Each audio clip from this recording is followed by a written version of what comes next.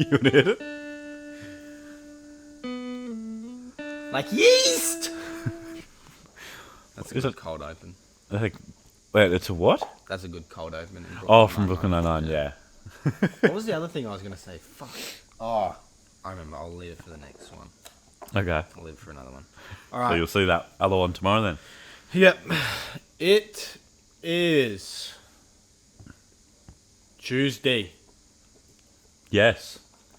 I am doing a review of Kamaiyah's Got It Made. She is a Bay Area rapper from the Golden State, from that area. So, There you go. this is her new mixtape that came out after her beef with her label, Interscope Records. She had the album A Good Night in the Ghetto. Is that what it's called? Good Night in the Ghetto, yes, which I really enjoyed. When I went through my Bay Area phase, Kamaiyah, top of the list. There's a few that are just really good G's up there. Very good friends in that community, so they all work together. So I heard a lot of Kamaiyah, not on her own work, but on others as well. So Yep. I did enjoy her. I think she is very talented. I think that her style, she's very optimistic, very sort of unorganized, free-flowing, very sort of relaxed, laid back a bit. And Good Night in the Ghetto, a great album. Came out in 2016. Yes. No? Yes. That was her debut mixtape. Very good album. Very good mixtape. And definitely one that you should all go and check out. Then she got signed to Interscope Records. Then her album was shelved a couple times. She wanted to hurry up and release it. Interscope said no. Then eventually it got scrapped. And then in rebellion, she released it as a mixtape. Yep. And then she got into a lot of trouble from that. She got arrested at an airport for refusing to take off her headgear. I don't know what that means, but I think maybe she had like a hat or like Okay. something sort of covering her face, and they didn't want that. Like obviously, as she's walking through Yeah. security and whatnot, she refused to do it. And then she also fired off a gun inside of a movie theater, which Ooh. is not the thing to do in No. America. But I think it was a private screening. well, I think anywhere. And Yeah. definitely not in a movie theatre. a private movie screening room. So I don't really know what that means. But yeah, this album coming full circle back around, Got It Made by Kamaiyah.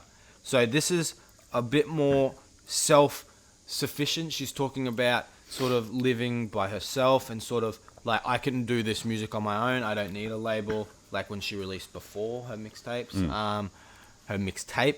And yeah, basically talking about like, I don't want to use this I don't want to use this word wrong, slave, to sort of the industry. Yeah. Because that's obviously not a word that you should be using. I hate that adjective or that sort of word Yeah. in this sense, but sort of being controlled by the industry. A puppet. Yes, a puppet. There you go.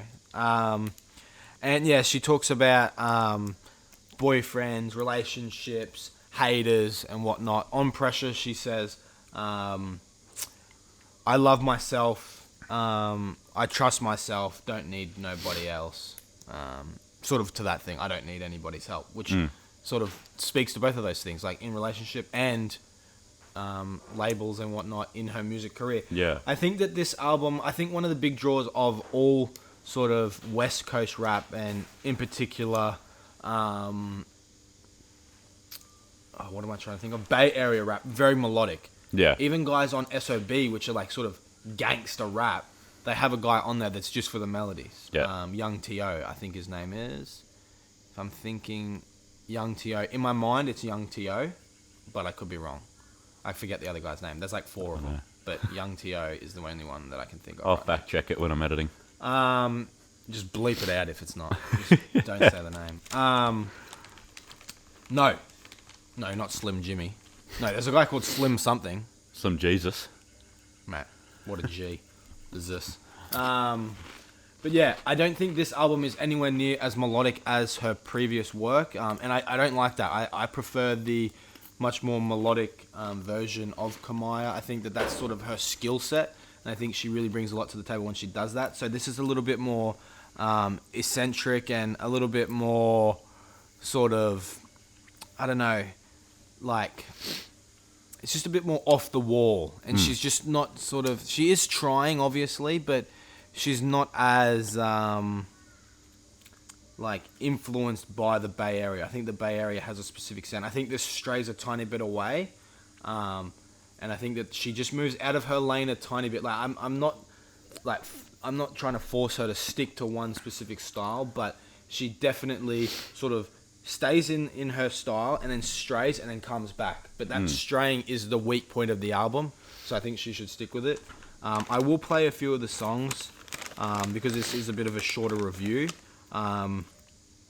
But yeah, I did really enjoy it. It's only 10 songs long, 27 minutes, so it's quite a short one. Not a lot of content to really talk about. Why You Always Hatin', she was on that previously with YG and Drake. Like, she's got some big features. She's been on big songs, but she didn't get anyone huge on this. And I think she's just trying to stay to her roots a little bit on this. She usually goes out and features on other people's stuff. She doesn't get people to feature on her. So they only had, 1, 2, 3 features on the whole thing, which isn't a lot. But yeah. But I will play some songs now, and then I will let you be the judge of what you hear. I was quite confused when I saw the song title, 1-800 I'm Horny. And I was like, all right. And it's quite an odd song, but I'll play it. Okay. So who's that?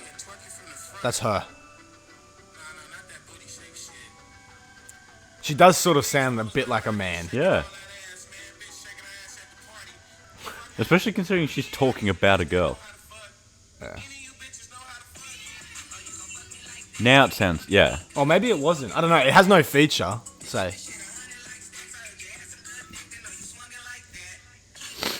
Oh, I believe it's Too Short who sings that part. Okay. Who does that part.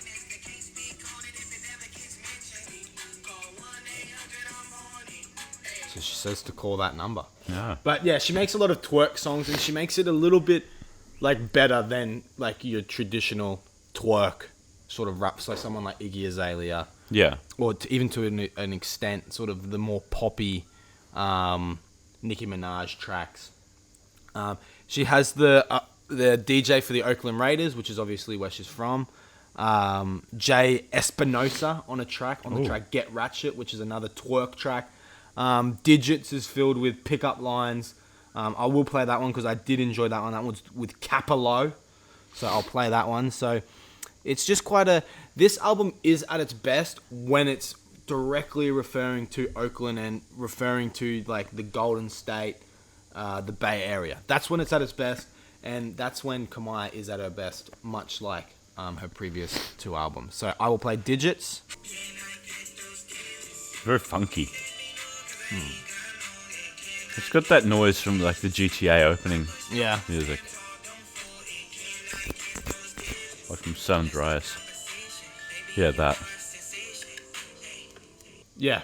It actually is an enjoyable album for how short it is, and I think it's not as good as Good Night in the Ghetto, and potentially Before I Wake, which was the last mixtape. I'd probably put it on par now. I've only listened to it for about 5 days now, so not super in depth, but as far as an Oakland album, Bay Area album, it sort of falls below par for me. I think guys like P-Lo, S.O.B., Benny, guys like that are a little bit better and ahead of Kamaiyah on this album. I think Good Night in the Ghetto is probably better than a lot of their work, so it's sort of like a give and take. Like you can't hit 10s every time. So good album, worth a listen. I'm giving it a 6 out of 10. There you go. 2 6s for me today. So 3 6s in total as well. There you go. All right, so that is my album reviews done for the whole week. Yeah. Be sure to check out any of the previous ones if you haven't. Yep. And mine will be up tomorrow. I'm doing Bad Kid from the 4 by Doo-Wop Kane. There you go. We'll see you tomorrow. That's a wrap.